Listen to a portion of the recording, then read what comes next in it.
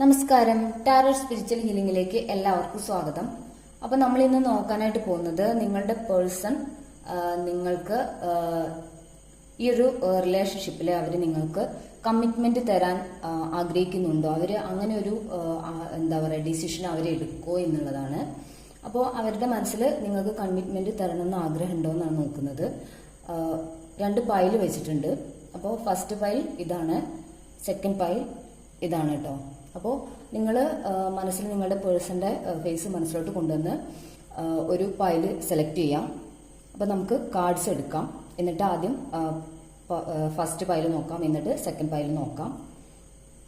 അപ്പോൾ നമുക്ക് reading start ചെയ്യാം. ഇതൊരു ജനറൽ റീഡിംഗ് ആണ്, ജനറൽസ് ആണ്. അപ്പോൾ നിങ്ങൾ ഇത് എപ്പോഴാണോ കാണുന്നത് അപ്പോഴാണ് നിങ്ങൾക്ക് വാലിഡ് ആവുന്നത്. അതുപോലെ ഈ ഒരു റീഡിംഗിൽ നിങ്ങൾക്ക് റെസിനേറ്റ് ആവുന്നത് കാര്യങ്ങൾ എടുക്കുക, അല്ലാത്ത കാര്യങ്ങൾ നിങ്ങൾ വിട്ടുകളയാം. അപ്പോൾ നിങ്ങളുടെ പേഴ്സന്റെ ഫേസ് മനസ്സിലോട്ട് കൊണ്ടുവന്ന് കൂളായിട്ടിരുന്ന് ഈ ഒരു റീഡിംഗ് കാണുക. അപ്പോൾ നമുക്ക് റീഡിംഗ് സ്റ്റാർട്ട് ചെയ്യാം.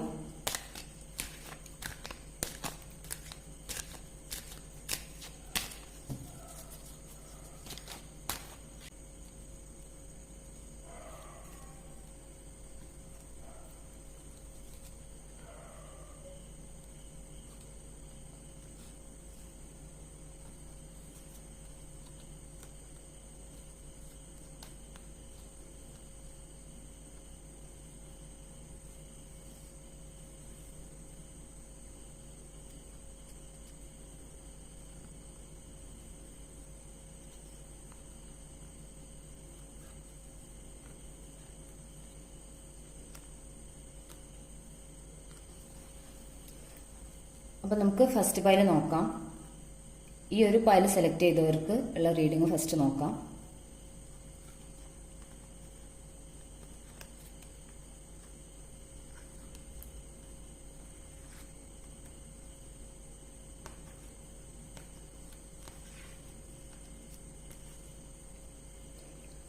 അപ്പോൾ ഈ ഒരു റീഡിങ്ങിൽ നമുക്ക് കിട്ടിയിട്ടുള്ളത് നിങ്ങളുടെ പേഴ്സൺ നിങ്ങൾക്ക് കമ്മിറ്റ്മെന്റ് തരാൻ വേണ്ടിയിട്ട് ആഗ്രഹിക്കുന്നതായിട്ടാണ്.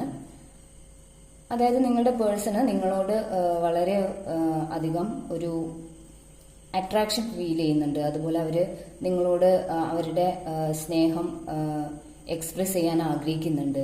നിങ്ങൾ തമ്മിലൊരു നോ കോണ്ടാക്ട് സിറ്റുവേഷൻ ആണെങ്കിൽ അവരുടെ ഒരു നിങ്ങളുടെ പേഴ്സന്റെ ഒരു എന്താ പറയാ ഒരു തീരുമാനം, അല്ലെങ്കിൽ അവർക്ക് അവരുടെ മനസ്സിലുള്ള ഒരു പേടി എന്ന് പറയുന്നത് അവർക്ക് ജഡ്ജ്മെന്റിന് പേടിയാണ്. അതായത് അവർക്ക് യൂണിവേഴ്സിൽ നിന്നും നിങ്ങളോട് എന്തെങ്കിലും അന്യായമായിട്ട് ചെയ്തിട്ടുണ്ടെങ്കിൽ അവർക്ക് യൂണിവേഴ്സിൽ നിന്നും എന്തെങ്കിലും എന്താ പറയാ അതിന്റെ ഒരു റിസൾട്ട്, അല്ലെങ്കിൽ അവര് നിങ്ങളോട് ചെയ്യുന്ന എന്താ കാര്യങ്ങൾക്കുള്ള ഒരു പ്രതിഫലം അവർക്ക് തിരിച്ചു കിട്ടുമോ എന്നുള്ള പേടിയുണ്ട്. അതായത് നിങ്ങൾക്കിപ്പോ ഒരു കമ്മിറ്റ്മെന്റ് തരാതെ അവർ ഈ ഒരു റിലേഷൻഷിപ്പിൽ നിന്ന് മൂവ് ഓൺ ചെയ്ത് പോവുകയാണെങ്കിൽ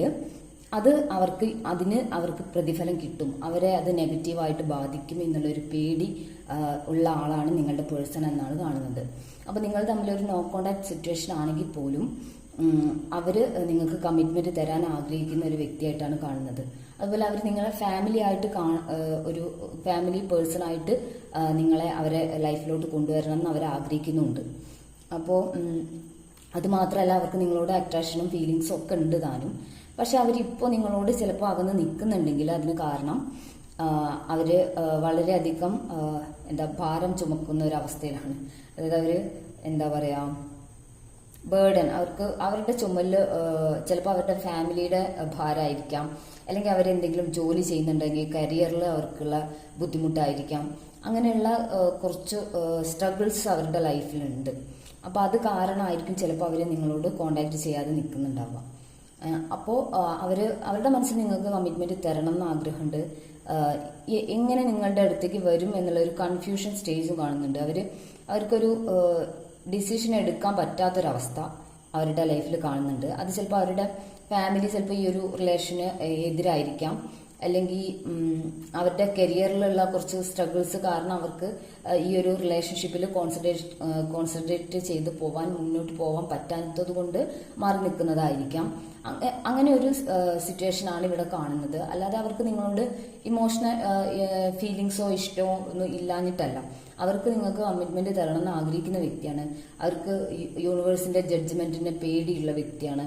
അപ്പോൾ ആ ഒരു എന്താ പറയാ, അവരെന്തെങ്കിലും ഈ ഒരു നെഗറ്റീവ് കാര്യങ്ങൾ ചെയ്താൽ അതിൽ നിന്ന് പ്രതിഫലം എന്തെങ്കിലും കിട്ടും, അതായത് അതിൽ നിന്ന് അവർക്ക് നെഗറ്റീവായിട്ടുള്ള ഒരു അനുഭവം ഉണ്ടാവുമെന്ന് പേടിക്കുന്ന വ്യക്തിയാണ് നിങ്ങളുടെ പേഴ്സൺ എന്നാണ് കാണുന്നത്. അപ്പൊ അങ്ങനെ ഉള്ള ഒരാൾക്ക് ഒരിക്കലും ഒരു നീതികേട് അവരുടെ ഒരു കാര്യത്തിലും ചെയ്യാനുള്ള മനസ്സുണ്ടാവില്ല. അപ്പോൾ അത് അവരുടെ കരിയറിലായാലും ഒരു റിലേഷൻഷിപ്പിലായാലും ഒക്കെ അത് അവിടെ സത്യസന്ധമായിട്ട് പെരുമാറുന്ന ഒരു വ്യക്തിയായിട്ടാണ് കാണുന്നത്. ഈ ഒരു റിലേഷൻഷിപ്പിൽ അവർ സത്യസന്ധമാണ്, ആത്മാർത്ഥമാണെന്നുള്ളതാണ് കാണിക്കുന്നത്. പക്ഷെ അവർക്ക് അവരുടെ ലൈഫിലുള്ള അല്ലെങ്കിൽ കരിയറിലുള്ള സ്ട്രഗിൾസും ബുദ്ധിമുട്ടും കാരണം നിങ്ങളോട് കോണ്ടാക്ട് ഇല്ല എന്ന് മാത്രമേ ഉള്ളൂ. അവർ നിങ്ങളെ കോണ്ടാക്ട് ചെയ്യും, ഉടനെ തന്നെ കോണ്ടാക്ട് ചെയ്യും, നിങ്ങളോട് അവരുടെ ഇമോഷൻസ് പറയും, നിങ്ങൾക്കൊരു കമ്മിറ്റ്മെന്റ് തരികയും നിങ്ങളെ അവരുടെ ലൈഫിലോട്ട് കൊണ്ടുവരികയും ചെയ്യും എന്നുള്ളതാണ് ഈ ഒരു ഫസ്റ്റ് പാൽ റീഡിങ് നമുക്ക് കാണാൻ പറ്റുന്നത്. അപ്പോൾ നമുക്ക് നിങ്ങൾക്ക് വേണ്ടിയിട്ട് കുറച്ച് ക്ലൂസ് എടുക്കാം.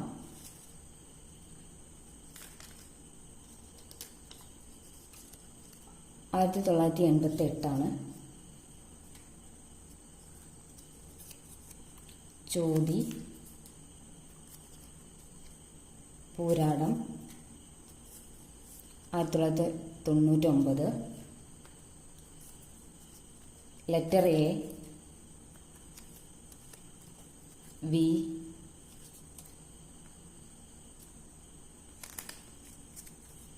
പുണർദ്ധം. അപ്പോൾ നമുക്കിനി സെക്കൻഡ് പൈൽ ചൂസ് ചെയ്തവർക്കുള്ള റീഡിംഗ് എടുക്കാം.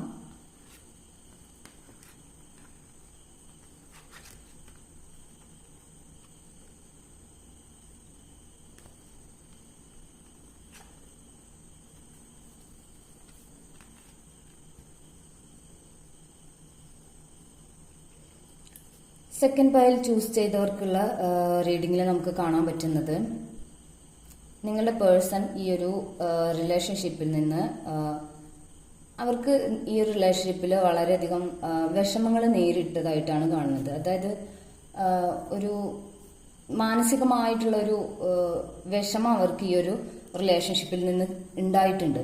ചിലപ്പോൾ നിങ്ങൾ തമ്മിൽ എന്തെങ്കിലും ഒരു നോ കോണ്ടാക്ട് സിറ്റുവേഷൻ ആണ് ഇവിടെയും കാണുന്നത് കേട്ടോ.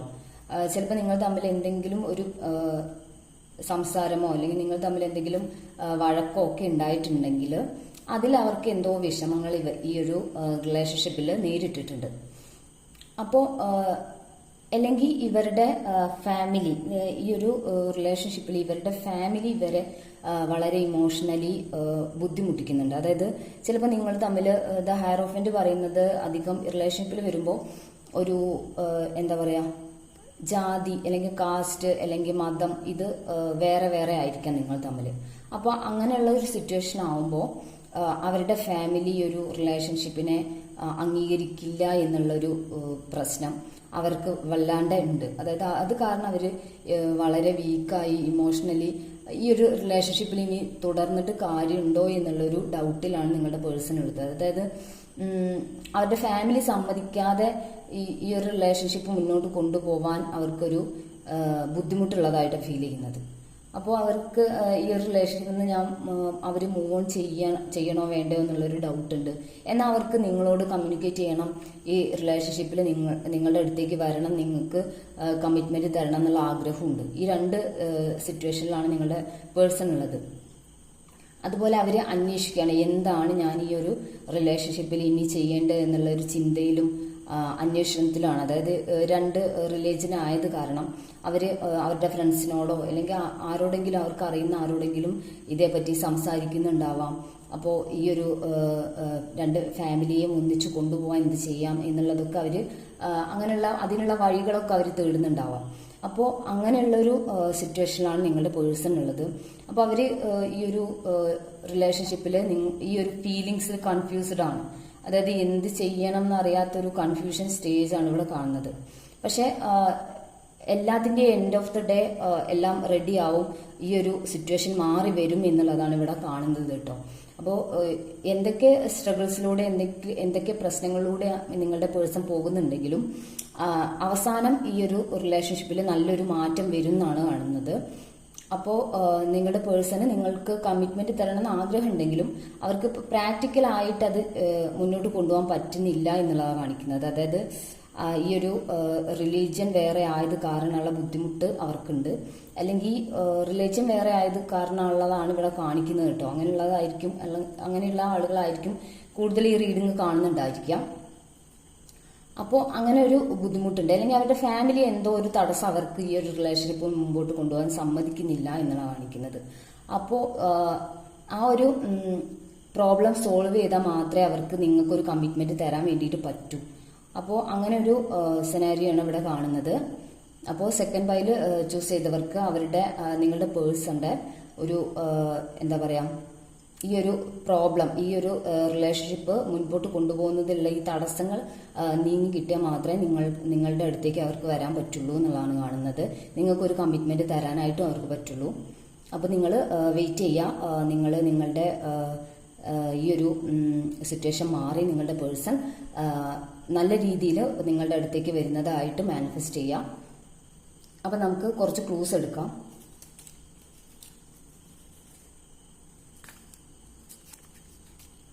ആയില്യം 1987, പൂരം,